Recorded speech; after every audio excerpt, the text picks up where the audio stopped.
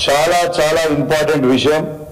నేను దయచేసి మీడియా మిత్రులకు కూడా చెప్తా ఉన్నాను, ఇది తెలంగాణ యువత భవిష్యత్ సంబంధించిన విషయం. చాలా క్లారిటీగా చెప్పబోతా ఉన్నాను, ప్రూఫ్స్తో సహా. దయచేసి మీడియా మిత్రులందరూ కూడా దీన్ని కవర్ చేయాలని నేను విజ్ఞప్తి చేస్తూ ఉన్నాను. మొట్టమొదటిగా మీ అందరూ కూడా చూడాల్సిన అవసరం ఉన్నది.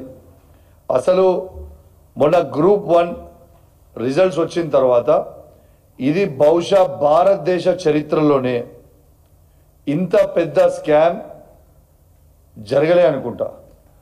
ఇది మన తెలంగాణలో గ్రూప్ 1 రిజల్ట్స్ అనేది one of the biggest scams in Telangana. Congress అంటేనే స్కామ్ అంటేనే కాంగ్రెస్ తీరు అయిపోయిందని చెప్పక తప్పదు.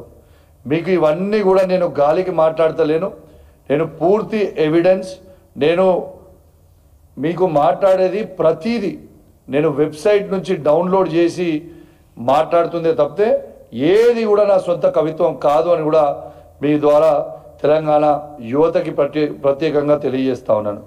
ఫస్ట్ ఆఫ్ ఆల్ ఎగ్జామ్స్ అనేటివి నిర్వహించిన తర్వాత ఫస్ట్ హాల్ టికెట్ ఇస్తారు. ప్రిలిమ్స్లో ఒక హాల్ టికెట్ నంబర్, మెయిన్స్లో ఒక హాల్ టికెట్ నంబర్ ఎందుకు ఇచ్చిర్రు? నంబర్ 1. అసలు భారతదేశ చరిత్రలోనే, తెలంగాణలోనే కాదు భారతదేశ చరిత్రలోనే ఏ ఎగ్జామ్ రాసినా, ఎక్కడ కూడా మెయిన్స్ రాసినా ప్రిలిమ్స్లో ఉన్న హాల్ టికెట్ నంబరే మెయిన్స్లో కూడా హాల్ టికెట్ ఉంటుంది. మరి మీకు ఒక ఎగ్జాంపుల్ చూపిస్తున్నా, వాళ్ళ పేరు చెప్పదలుచుకోలే కానీ హాల్ టికెట్ నంబర్ చూడొచ్చు. ఈ పైనది ఉన్నదేమో ప్రిలిమ్స్లో ఉన్న హాల్ టికెట్ నంబర్, కింద మెయిన్స్లో ఇంకొక హాల్ టికెట్ నంబర్ ఎందుకు ఇష్యూ చేయాల్సి వచ్చింది? దీంతోనే ఈ హాల్ టికెట్ చేంజ్ చేయడంతోనే ఈ స్కామ్ అనేది మొదలైంది. ఇక డీటెయిల్స్ కూడా మీకు ముందరికి పోతాను. ఒక్కసారి మీరు చూడొచ్చు, మొత్తము వీళ్ళు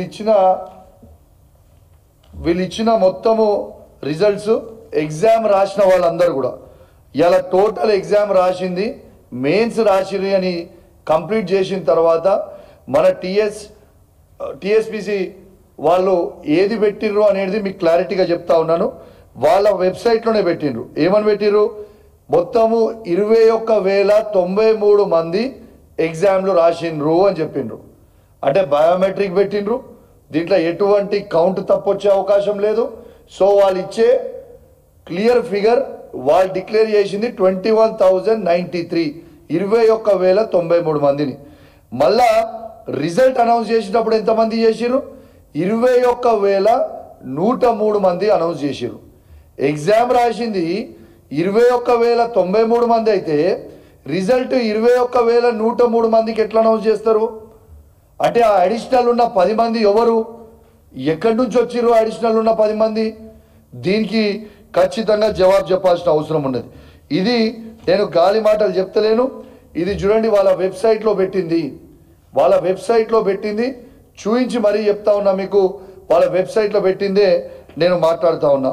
మరి ఈ తేడా ఎందుకు వచ్చిందో మొత్తము తెలంగాణ ప్రజల్లో ఉన్న యువత అందరు కూడా జవాబు చెప్పాల్సిన అవసరం ఉన్నది. మొన్న ఎగ్జామ్స్ రాసిన ప్రతి యువతకి జవాబు చెప్పాల్సిన అవసరం ఉన్నది.